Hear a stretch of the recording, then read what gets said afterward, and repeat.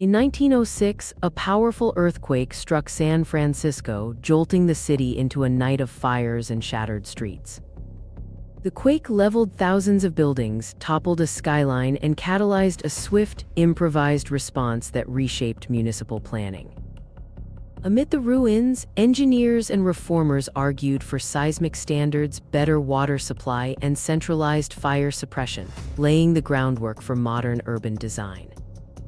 The disaster also spurred mass migrations and a rebuilding era that turned San Francisco into a model of resilience. Its legacy endures in earthquake engineering and disaster preparedness worldwide.